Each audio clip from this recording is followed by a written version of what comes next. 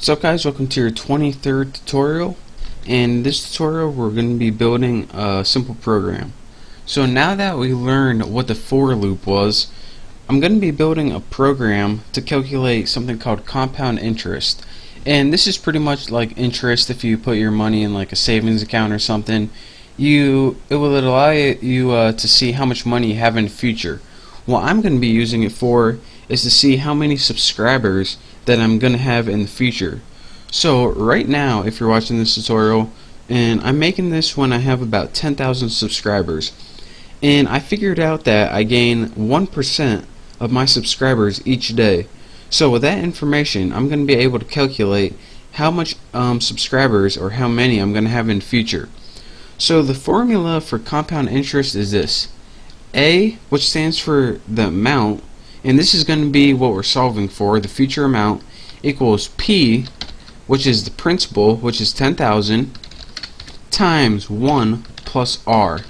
And again, R equals the rate, and all of this is to the power of, where are you? The power of n, and n is the number of years. So we want to solve for A, and what we need to do is find P, which is the principal, 10,000, times 1 plus 1% to the power of n, and this is the number of years. So if this sounds really complicated, let me show you guys how to do this using a for loop, and you will be substantially impressed, I promise you.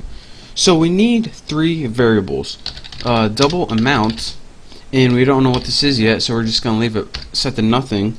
Double principal, and again, we're using double because we want to use decimal points. We can't use int because these aren't whole numbers. We need to use decimal points. So double principal, we know what this is, 10,000, since that's how many subscribers I have to begin with. And don't put the comma there. 10,000. So we have the amount, the principal, and I told you guys the last thing they need is the rate. So double rate equals 0.01, since I'm gaining subscribers at 1% a day. So now that we have the amount, which we're solving for, we have the principal, the value that I'm starting with, and the rate, 1% a day, we can go ahead and make a for loop to build this program.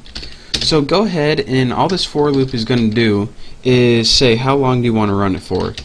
Well, let's go ahead, int day, we want to start with the first day, and we want to go to day 20. We can go to whatever we want, just put less than or equal to 20, and put day plus plus.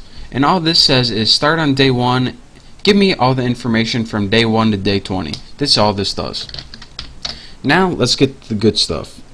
We want to solve for amount, so that's what we're going to be setting it equal to, since we don't know what it is yet, but we do know what the formula is for it. It's principal, and make sure you type these right, principal, and again you need to times this by something to the power, and this calls for an outside method that's math.pow. Now again, you can see right here that it takes two arguments. The first argument's what's in the parentheses, and the second argument's the exponent. So again, let's go ahead and add those arguments right here. The first thing, what's in the parentheses, is 1 plus rate. And what do you want to give the exponent? Year. Or let's see what it was, day actually. So now we have 1 plus rate, which is amount equals principal, which is 10,000, times 1 plus 0.01 to the day, and that day is going to loop. So now all we have to do is print this out on the screen. System out print line, and let's go ahead and print year, actually day. Again, whenever you use like compound interest and stuff, you usually use year, but no one really uses day unless you're looking at YouTube subscribers, so that's why I keep typing year. Plus, and add a couple spaces, amount. There you go. So let's go ahead and run this, and I'll show you guys what it does. So now we have a list down here that says how many subscribers I'm going to have each day. So on the end of the first day, or after one day, I'm going to have 10,100 subscribers. That sounds about right. That's 1%. And as you can see, at the end of 10 days from now, I'm going to have 1,146 subscribers and a couple half subscribers here. And at the end of 20 days, I'm going to have over 12,000 subscribers.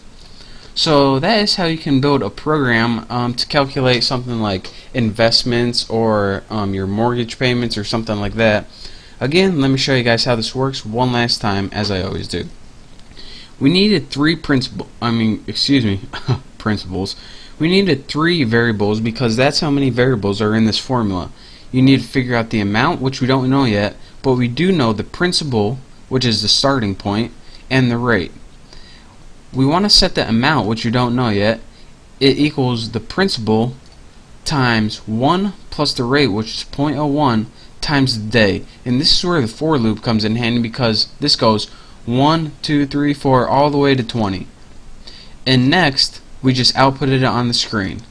So again, if you're watching this tutorial, then Google what the formula for compound interest is, and you'll be able to follow along easier. It's kind of hard seeing in this unless you're looking at the formula.